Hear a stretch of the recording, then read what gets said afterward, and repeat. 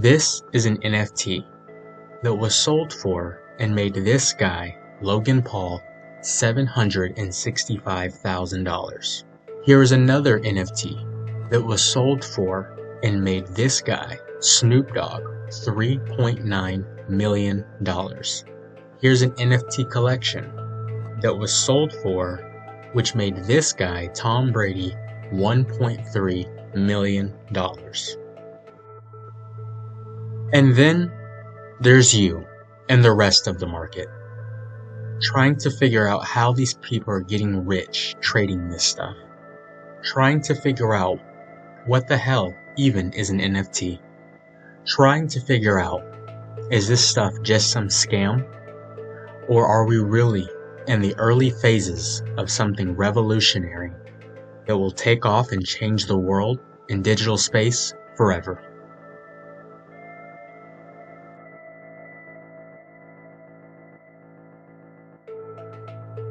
I am proud to announce that starting today, our company is now Meta. Starting with the most important experience of all, connecting with people.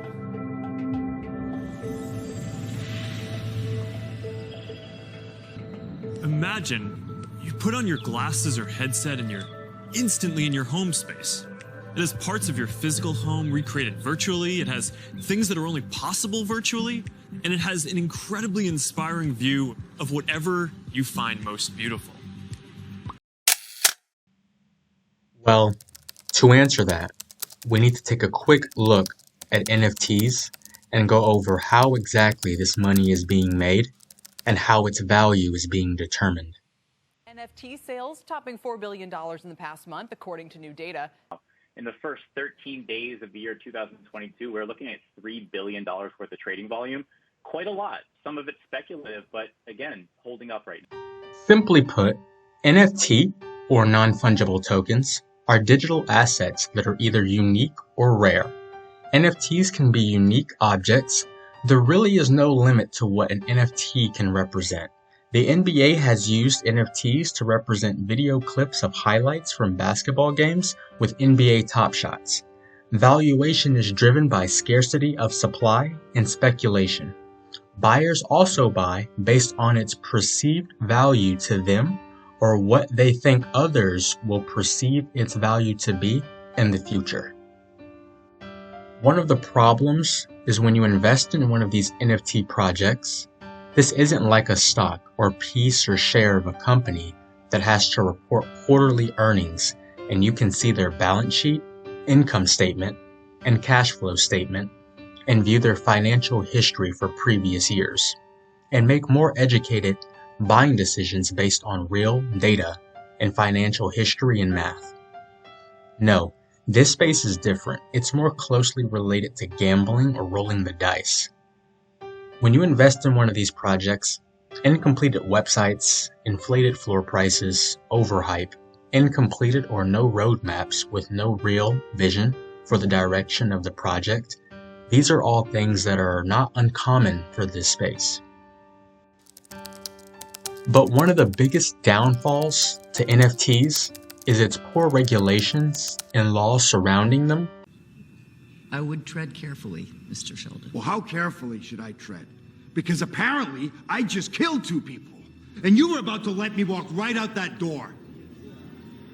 How misguided are you? And easily becoming one of the biggest playgrounds for online scams and frauds. What is the expiration date of your... Let go. Expiration date of your credit He's card. fighting so many different things. Do you have a dog? Sir, what are you doing? You're wasting my time. Sir, you're wasting my time. I gave you my date of birth.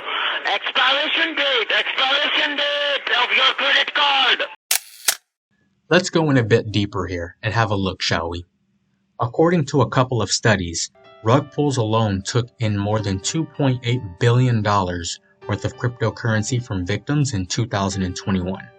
So for those of you who are newer, a rug pull simply is kind of a pump and dump where the owners or leaders of a project sell off or abandon the project, taking profits and leaving investors screwed. What happened to the rest of the guys? And that's not all.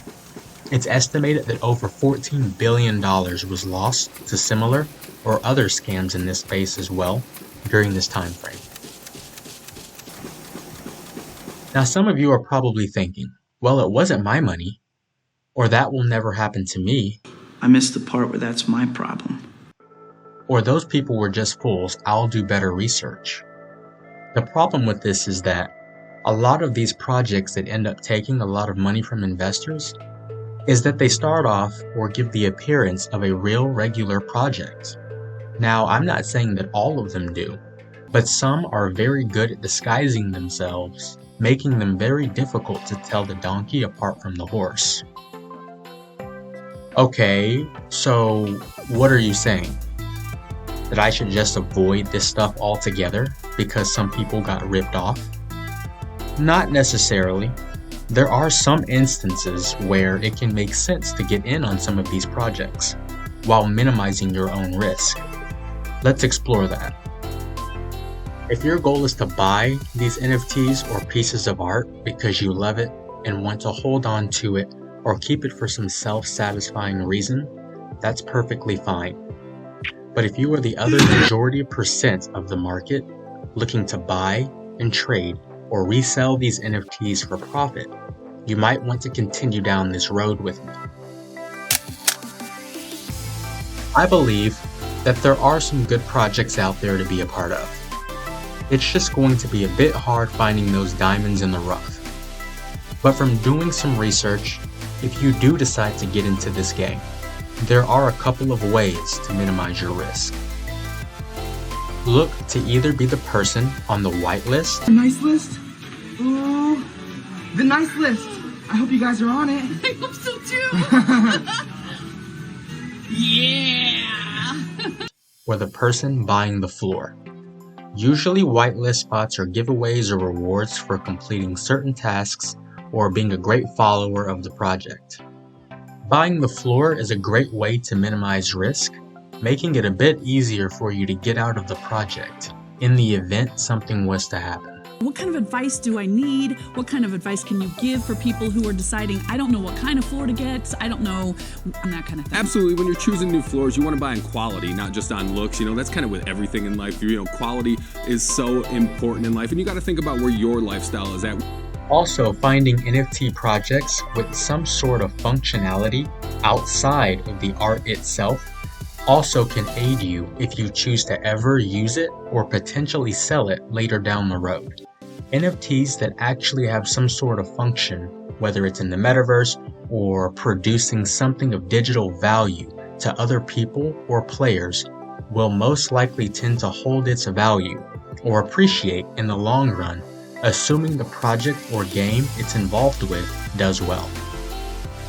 So use your best judgment when buying this stuff if you're looking solely to resell it, because you have to hope that someone else sees greater value or perceived value than your own in order for you to make a profit. Dude, just tell me $1,000.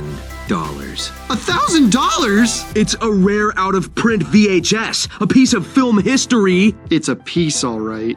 And eventually that pool of people could run low or dry.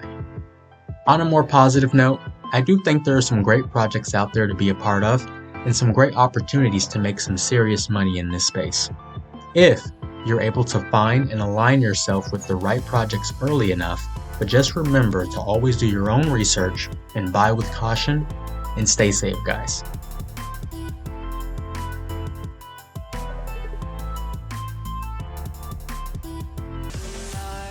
Hey, looks like you made it to the end of the video. Before you click off, I just want to take a quick moment to say thank you for staying with me to the end. It took quite a long time to actually edit and put all this together, and a lot of sleep was lost. My goal for this channel is to create entertaining and educational style videos, mainly around the world of business and finance, and also the crypto space. And if that sounds like something that you'd be interested in and would want to tune in for more, hit that subscribe button and drop a like if you'd like to see more. Take care, and I will catch you guys in the next one.